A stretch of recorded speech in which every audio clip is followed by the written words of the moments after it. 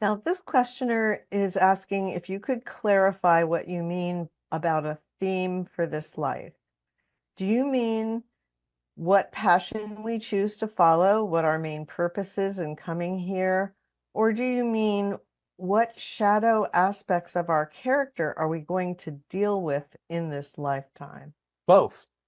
It has to do, your theme, with both the passions that are representative of who you are and the letting go of the shadow side that represents who you are not.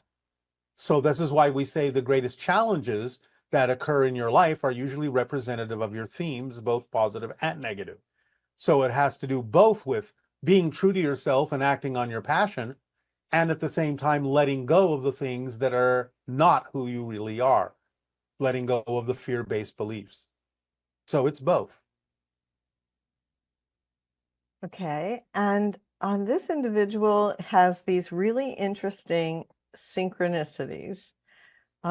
They frequently notice plumbing related signs, billboards for plumbing, trucks and vans advertising plumbing, and even times when they searched for restaurants on Yelp and they still only get plumbing services to appear.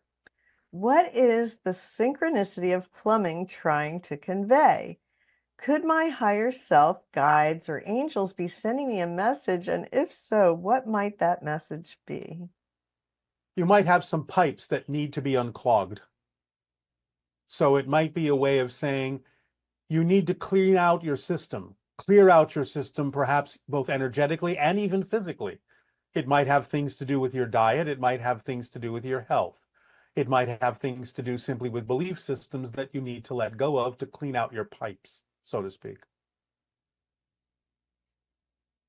Great. Um, could you help this person bring more understanding to the concept of money?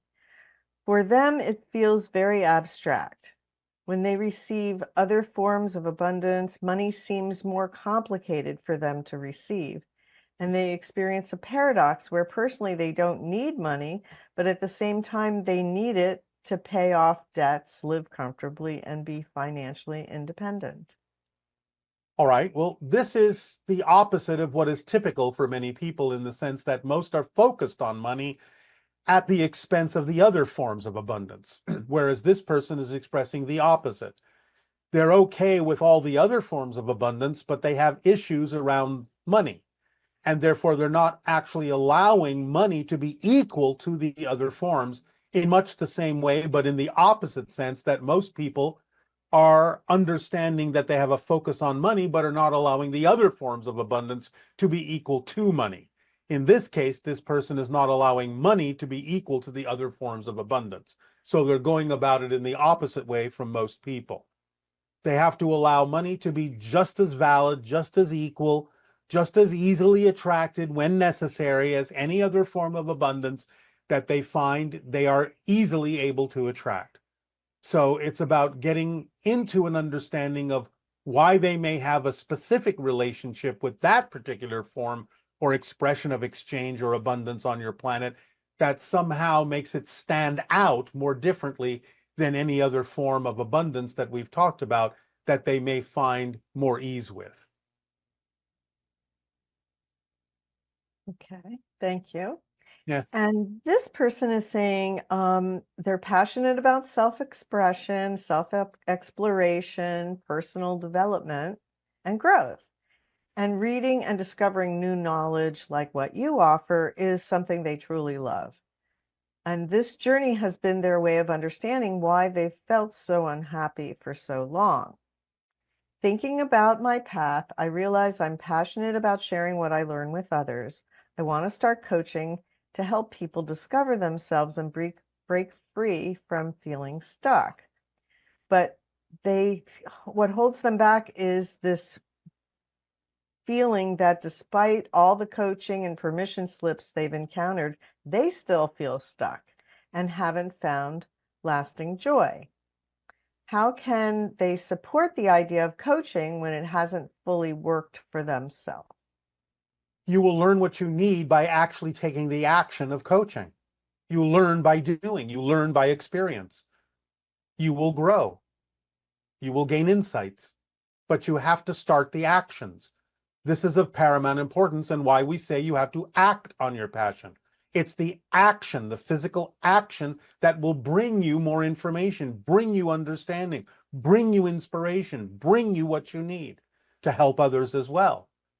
So you have to start taking the action.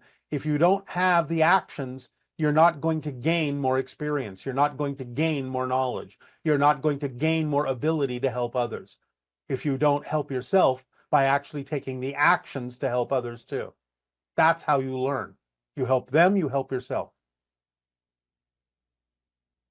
Is feeling stuck also a form of procrastination? It can be. So again, it may be, oh, I'm not worthy yet. I'm not capable of sharing anything yet. It may be self-judgment. It may be many things. And therefore, you are not taking the actions. You are waiting. You are procrastinating, using it as an excuse because you don't think that what you have to give already is worthwhile. So yes, it can be a form of procrastination. So the idea of taking action in some form in that direction can eventually help you break through whatever barriers to understanding your Yes. issue is. This is why we sometimes say if you feel stuck, go and volunteer to help people in some way, shape, or form other than what you would typically do. It will get you out of your head. It will get you out of yourself in a good way. You will start to learn things and then perhaps can transfer those lessons by volunteering for something other than what you would typically do that will then be transferable to what it is you are truly passionate about. So one way or another, the actions you take to help others in some situation, whether immediately representative of your passion or not, can unstick you by putting you in an unexpected situation where you're being of assistance and being of help to others. It can transfer to what you actually ultimately would prefer and are passionate about doing. Just take the action. That's the most important thing. So if you can't take the action in the direction of what you know you're passionate is about, go and volunteer for something unexpected, helping people, feeding people, clothing people, reading to people, building houses for people, whatever it takes, volunteer to help, and you will find yourself getting unstuck not only in the idea of the actions you take in your volunteer work, but also getting unstuck in the direction of your passion as well. And does the idea of chaos, when it arises in physical reality, also provide an opportunity to be unstuck? It can, because it turns everything upside down, everything is unexpected. And when everything is unexpected, then all bets are off, as you say. That means anything could happen, and you can take advantage of that stream. You can take advantage of that momentum. Anything can happen, including the things that are representative of you acting on your passion. So by all means, you can take advantage of things loosening up in a positive way. And that's, again, the importance of staying in a positive state so that no matter what happens and no matter how chaotic something may seem, you will get the advantage of using chaos to your benefit because now all bets are off and anything can happen to your advantage.